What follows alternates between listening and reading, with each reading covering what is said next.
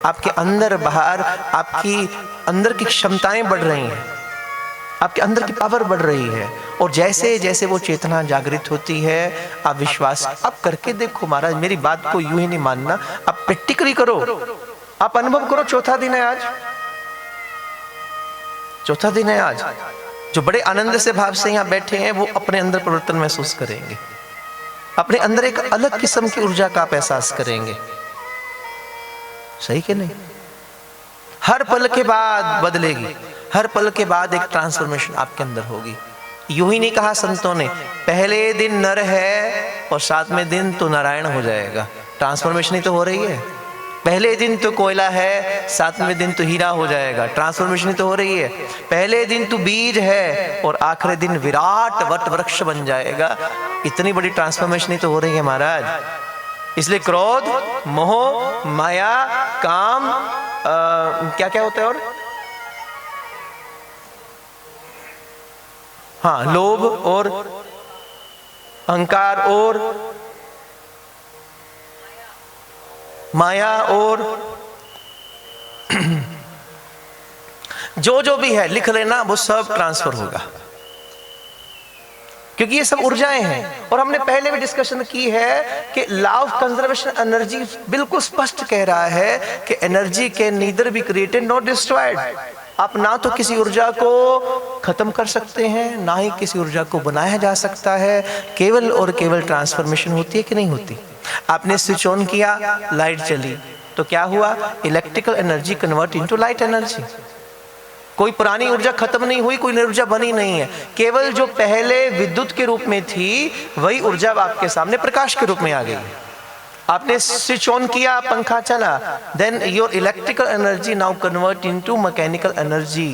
कोई नई ऊर्जा बनी नहीं, कोई पुरानी ऊर्जा खत्म नहीं हुई, केवल और केवल क्या हुआ? ट्रांसफॉर्मेशन हुआ। यहाँ आप आए, भागवत में बैठे। मैं तभी तो कहता हूँ भागवत कहानी नहीं है, भागवत क्रांति है जो आपके अंदर एक चेंज लेकर आती है, जो आपको अंदर से परिवर्तन कर रही है। और अगर 7 दिन में आप परिवर्तन ही ना हुआ, कुछ चेंज ही ना हुआ, तो फिर भले जिंदगी भर सुन लेना महाराज, कोई फायदा नहीं होगा। और जो सुना उसका मनन करना, उसका आनंद। मैंने पहले कहा था, अक्सर लोग क्या करते हैं, आरती हुई, आरती के बाद खूब अंदर का सारी बातचीत करो जी। घर च किद्दां चलदा पिया, ठीक है, मम्मी कुछ कहंदी तो नहीं तेन, बस शुरू। भूल जाओगे आप 3.5-4 घंटे आप किस पवित्र प्रकाश में बैठे थे, किस पवित्र ऊर्जा में बैठे थे। आप 1 सेकंड लगाते हैं और अंदर जो 4 घंटे आपने कमाई की, जो 4 घंटे अंदर एक डिवाइन लाइट को आपने अनुभव किया, केवल 1 पल में आप सारी की सारी व्यर्थ कर देते हैं, केवल 1 सेकंड के अंदर। थोड़ा संभलिए, ये बड़ा पवित्र क्षण है। बाद वाला क्षण बड़ा पवित्र है। थोड़ा मौन हो जाइए, थोड़ा उसका मनन कीजिए। और जब आप जीवन में इस अमृत का मनन करेंगे, 100% आप चेंज होते रहेंगे, हल्का होता रहेगा। सामने वाला एक गाली देता था, बड़ी खींच आती थी, दिल करता 10 सुना दो साथ में, वो सुना भी देते थे। लेकिन इसका ट्रांसफॉर्मेशन ऐसी होगी, सामने वाला 10 गालियां भी दे देगा, आपके चेहरे की प्रसन्नता नहीं जाएगी, आपकी चाबी आपके हाथ में आ जाएगी। अब सामने वाला जो चाहता है वैसा डांस आप नहीं करोगे, अब वही करोगे जो आपके मन की संकल्प शक्ति करवाएगी। इतनी ट्रांसफॉर्मेशन है, लेकिन मनन आवश्यक है। कोई बीमार हुआ, बहुत बुखार था, उतर नहीं रहा था, डॉक्टर साहब के पास गया, डॉक्टर ने दवाई दी, ये ले लो और 1 खुराक से ठीक हो जाओगे, लेकिन फिर भी 4 बांध रखी, खा लेना। और तुम घर में आए, 2 दिन बीत गए, कोई फर्क नहीं पड़ा। फिर डॉक्टर के पास गए, डॉक्टर साहब फर्क नहीं पड़ा, बहुत बुखार हो रहा है। अच्छा, चेंज कर देते, ये ले जाओ, इससे तो पक्का ठीक हो जाओगे 1 दिन में। लेकर आए, 2 दिन बीत गए, कोई फर्क नहीं पड़ा। फिर गए, डॉक्टर साहब क्या दावा आपका, कैसी दवाई देती हो आप, ठीक नहीं हो रहा। यार दवाई तो बड़ी अच्छी दी थी, तू लेता कैसे है? बोले ली थोड़ी, वो तो रख दी थी सिराने के नीचे। लेना जरूरी है, लेना जरूरी है। केवल सुना और जाकर रख दिया एक किनारे पर, कैसे परिवर्तन आएगा? कैसे अंदर के टॉक्सिन्स बाहर निकलेंगे? कैसे आपकी नेगेटिव चेंज होगी, लेना जरूरी है। जो ले रहे हो इसको मेंटेन करना, इसको घर में साथ में लेकर जाना, इस ऊर्जा को बांटना, इस आनंद को बांटना।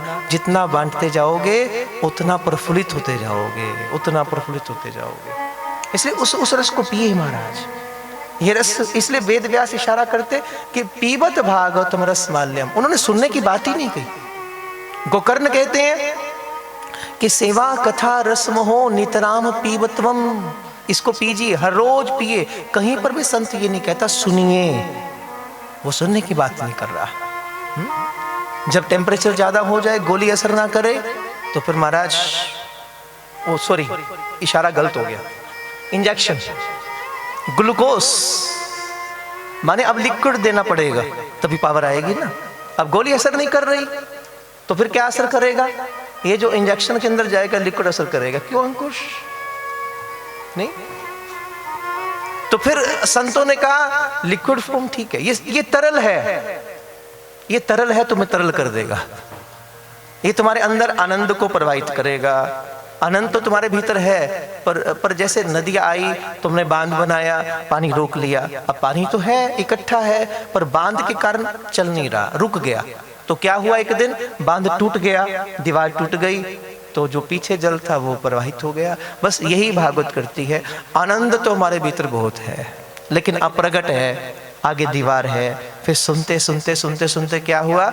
ये दीवार टूटती है, सुनते हुए बांध टूटता है और आनंद प्रवाहित होना शुरू हो जाता है।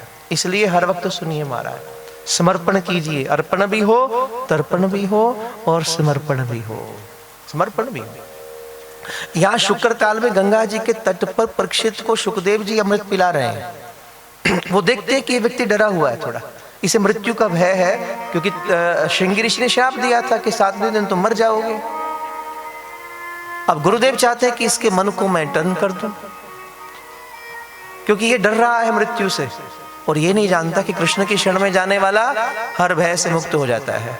लेकिन कृष्ण के प्रति जब तक प्रेम का बीज अंकुरित नहीं होगा, तब तक इसकी मन से भय जाएगा नहीं, भ्रम जाएंगे नहीं, ये विडंबनाएं जाएंगी नहीं।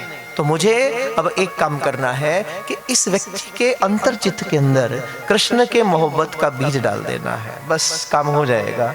लेकिन वो होगा कैसे?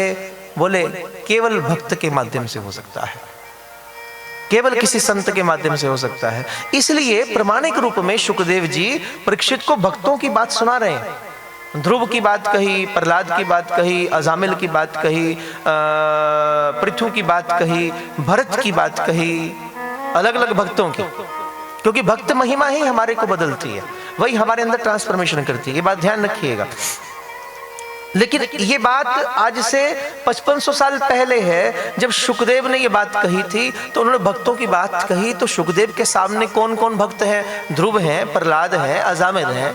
और आज इतने सालों के बाद जब आप ये वाणी सुन रहे हैं, तो उस वक्त मेरे सामने केवल ध्रुव नहीं है, मेरे सामने केवल प्रहलाद नहीं है, मेरे सामने मीरा भी है, मेरे सामने नामदेव भी हैं, मेरे सामने तुकाराम भी हैं, मेरे सामने ज्ञानदेव भी हैं, मुक्ताबाई हैं, निवृत्तिनाथ हैं, जनाबाई हैं, गोरा कुमार हैं, सेन नाई हैं। ब्रज के अनेक अनेक अलौकिक संत दिव्यतम आत्माएं इन आंखों के सामने हैं। चर्चा उनकी भी हो सकती है। क्यों? मकसद क्या है? आपकी अंदर की ऊर्जा को बदलना, आपके अंदर क्रांति को छेड़ना। और भागवत क्या करती है? आपके अंदर, बिल्कुल अंदर आत्मा तक आपको परिवर्तन करती रहती है। एक लहर छोड़ती है, एक दिव्य लहर। केवल आपने अनुभव करना है, सिर्फ एहसास है, ये रूह से महसूस करो। गालियां करो मेरे साथ।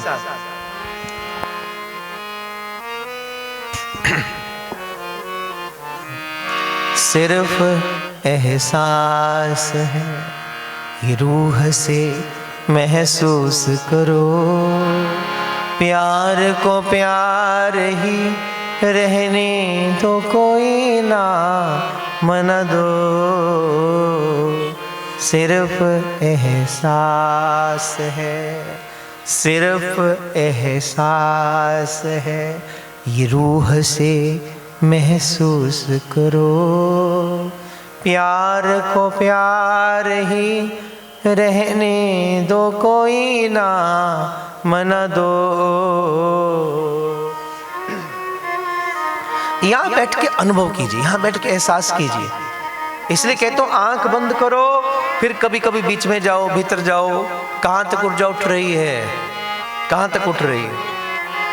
केवल बाहर बांस की 7 गांठ नहीं, हमारे अंदर जो 7 गांठ बंधी हुई हैं वो खुलती चली जाएगी। पहले दिन पहली, दूसरे दिन दूसरी, तीसरे दिन तीसरी, चौथे दिन चौथी। आज ऊर्जा यहां है। चौथा चक्र कौन सा? अनाहत। और फिर कल आप महसूस करना, जब कृष्ण आ जाएंगे फिर कृष्ण की मधुरिमा से ये ऊर्जा यहां आएगी, और फिर यहां, और फिर यहां, सहस्त्रार में। बड़ा सूक्ष्म विज्ञान है, बड़ा सूक्ष्म विज्ञान। हर दिन के साथ आपकी ऊर्जा बढ़ती है। आप कितना तप कर लो, कितना ध्यान कर लो, आप नहीं महसूस करेंगे इस ऊर्जा को उठते हुए। लेकिन मैंने पहले कहा, इन 3.5-4 घंटों में कम से कम भी कोई एक क्षण ऐसा है जिस वक्त आपको कुछ भी याद नहीं है, संसार की कोई चीज याद नहीं है। यहां तक कि आप ये भी भूल जाते हैं कि आप स्त्री हैं कि आप पुरुष हैं। और वो पल कौन सा है? जब आपकी ऊर्जा यहां नहीं, यहां नहीं, यहां नहीं, यहां है। केवल यहां आके संभव होता है। जब आपकी ऊर्जा सहस्त्रार में जाती है, जब आपकी ऊर्जा मूलाधार में है। प्रथम चक्कर कौन सा नीचे से? मूलाधार। और 7वां चक्कर कौन सा है? सहस्त्रार। मूलाधार, स्वाधिष्ठान, मणिपूरक, अनाहत, विशुद्ध, आज्ञा, सहस्त्रार। जब तक मूलाधार में ऊर्जा है, आपको केवल संसार दिखता है, शरीर दिखता है, स्त्री है, पुरुष है, स्त्री है, पुरुष है। कोई परमात्मा वहां नहीं दिखता, कोई प्रकाश वहां नहीं है, केवल अंधकार है। लेकिन जैसे जैसे ऊर्जा उठेगी फिर मन दिखता है, फिर आत्मा दिखती है। और अनाहत चौथे चक्कर में आते ही पहली बार जीवन में आपको प्रकाश का अनुभव होता है। पहली बार आपको गोविंद की झलक दिखाई देती है चौथे चक्कर में। इसलिए चौथे दिन कृष्ण जन्म होता है। कथा में चौथे दिन कृष्ण माने आज आप यहाँ हैं। अनाहत चक्कर में एहसास कीजिए, यहीं पर पहली बार आपको झलक दिखती है जीवन में कभी। लेकिन फिर संसार आ जाता है। कभी कभी दिखी होता है ना, कई बार कईयों के साथ अचानक स्वप्न में, अचानक अनुभूति में, अचानक प्रतिमा के सामने बैठे बैठे आपको कुछ अनुभव हुआ, फिर कभी दिखा, फिर नहीं हुआ। कोई एक किरण प्रकाश की आई, फिर अंधकार ने घेर लिया। लेकिन फिर ऊर्जा उठती है, विशुद्ध चक्र में आई। अब कितने घंटे आप बैठे रहते हैं? कितने घंटे आप बैठते हो यहाँ? वैसे 10 मिनट नहीं बैठ सकते, यहाँ 4 घंटे 5 घंटे आप सहज बैठते हो। क्यों? ऊर्जा यहाँ स्तर तक पहुंच जाती है। और फिर ऊर्जा यहाँ आई, और जब यहाँ आई तब परमात्मा ही परमात्मा है, प्रकाश ही प्रकाश है। लेकिन फिर कभी कभी संसार आता है, फिर कभी कभी अंधकार नजर आता है। लेकिन जैसी ऊर्जा यहाँ गई, यहाँ पहुँचते ही केवल परमात्मा, केवल प्रकाश। अब कोई अंधकार नहीं है, केवल प्रकाश ही प्रकाश है। इसीलिए महाराज ध्यान रखिएगा, इस संसार में भक्त की और तर्क करने वाले की कभी बनती नहीं है। नहीं बनती ना? क्यों नहीं बनती जानते हो? तर्क करने वाले की भक्त के साथ क्यों नहीं बनती? क्योंकि तर्क करने वाला मूलाधार पर है, जहां से केवल संसार दिखता है, और भक्त यहाँ बैठा है जहां से केवल परमात्मा दिखता है। अब मुलाकात कैसे हो? बात कैसे समझ आए? तर्क करने वाले को भक्त की बात समझ नहीं आती, भक्त को तर्क करने वाले की बात समझ नहीं आती, क्योंकि ऊर्जा के एनर्जी लेवल का डिफरेंस हो गया ना। एक बिल्कुल डाउन लेवल पर बैठा है और एक 7वीं मंजिल पर चढ़कर बैठा है। अंतर तो है। मुलाकात कैसे, बात कैसे समझ आए? वो जो नीचे खड़ा है, जो नीचे खड़ा है उसको केवल इतना दायरा नजर आता है, वो कहता है यहाँ कुछ दिखता नहीं है। और जो 7वीं मंजिल पर खड़ा है उसे पूरा चंडीगढ़ दिख रहा है। उसकी निगाह कहां तक जाएगी? आप विचार करो। नीचे ग्राउंड फ्लोर पर जो खड़ा है वो कहां तक देख सकता है, और जो ऊपर जा रहा है वो कहां तक देखेगा? तभी तो मीरा कहती है, ऊंचे चढ़ चढ़ पंथ निहारूं, मैं ऊंचे चढ़ चढ़ के तुझे देख रही हूं। और लोगों ने इसका अर्थ क्या किया कि जैसे मीरा किसी 7th फ्लोर पर जाकर खड़ी है और कह रही है मैं देख रही हूं। अरे नहीं, वो उसकी बात नहीं कर रही, वो भीतर इसी की बात कर रही है कि गोविंद मैं ऊंचे चढ़ चढ़ पंथ निहारूं, मैं यहाँ थी, यहाँ पहुंच गई, यहाँ आई, यहाँ आई, अब मैं यहाँ बैठी हूँ और आपको देख रही हूँ। और आप विचार करना, मीरा के इस पद को पढ़ना। मीरा कहती है मेरो मन बड़ो हरामी, ये मीरा ने कहे शब्द, जबकि यहां पहुंच रही है। इस एनर्जी लेवल यहां तक पहुंचने के बाद मीरा कहती है गोविंद मेरो मन बड़ो हरामी, जू मद मातो हाथी। ये शब्द मीरा बोल सकती है, हम नहीं बोल सकते, हम तो पक्के हरामखोर हैं। जिसका एनर्जी लेवल यहां है वो कहती है प्रभु कभी कभी फिसलता है मन। मीरा भी कहती है प्रभु मैं क्या करूं, ये आपका संसार फिर आकर्षित कर देता है। और करे क्यों नहीं महाराज, नाम तुम्हारा तारणहारा, जाने कब दर्शन होगा, तेरी रचना इतनी सुंदर, तू कितना सुंदर होगा, तेरी रचना इतनी सुंदर, तू कितना सुंदर होगा। उस स्थिति में जाने के बाद मीरा कहती कभी कभी गड़बड़ होती है गोविंद, मैं यहां तक पहुंच जाती हूं, फिर थोड़ा सा मन लेकिन मीरा का मन कहां तक आता है, जो यहां बैठी है, जिसका एनर्जी लेवल यहां तक है, वो यहां से यहां तक आ जाती है, बस यहां से यहां तक, इससे नीचे नहीं मीरा आती। और हमारा एनर्जी लेवल कहां है? देखो इस वक्त तो नहीं आप कह सकते, यहां बैठने के बाद आप महसूस, मैंने पहले कहा ना, यहां बैठने से पहले अपना टेस्ट करवा लो और 4 घंटे बैठने के बाद दोबारा चेक करवाना आपका एनर्जी लेवल। एनर्जी मीटर से चेक कर लो महाराज, बैठने से पहले आपकी एनर्जी का लेवल कितना है, और 4 घंटे जैसे जैसे समय बीतता है आपकी एनर्जी का लेवल कितना, आपकी सक्षमता बढ़ रही है, आपकी शरीर की कैपेबिलिटी बढ़ रही है, आपके मन की कैपेबिलिटी बढ़ रही है, और आप कहीं ना कहीं आप अनुभव करते हो कि नहीं करते हो, लेकिन आत्मा की सक्षमता भी बढ़ती जा रही है। तभी तो गाया सिर्फ एहसास है ये रूह से, कहां से महसूस करो, आत्मा से, शरीर की कथा नहीं है ये, आपके शरीर के लेवल की बात नहीं हो रही यहां पर। सिर्फ एहसास, अभी गा लो, सिर्फ एहसास, उच्ची गाओ, ये रूह से। कुर्सी वाले हो तुसी ज्यादा गाया करो, मैंने पहले कहा आप बड़ी खतरनाक चीज पे बैठे हैं। सिर्फ एहसास है ये रूह से महसूस करो, प्यार को प्यार ही रहने दो, कोई ना मना दो, सिर्फ जय जय राधा रमण गिरधारी, गिरधारी श्याम बनवारी, जय राधा रमण गिरधारी, गिरधारी श्याम बनवारी, गिरधारी श्याम बनवारी, गिरधारी श्याम बनवारी,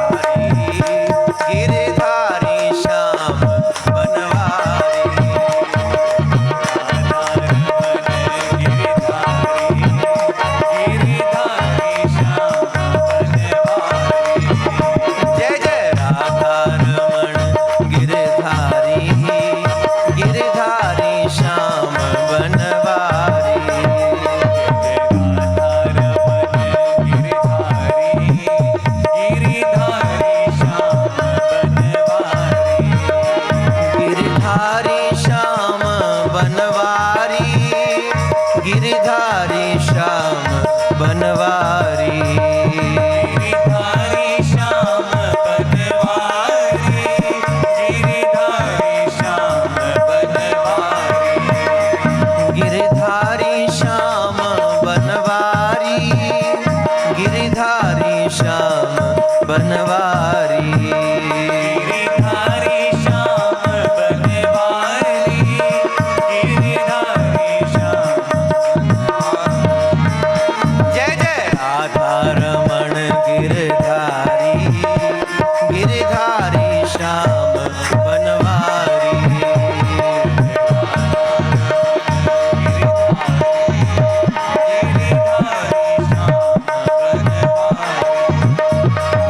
राधा रमण गिरधारी, गिरधारी श्याम बनवारी,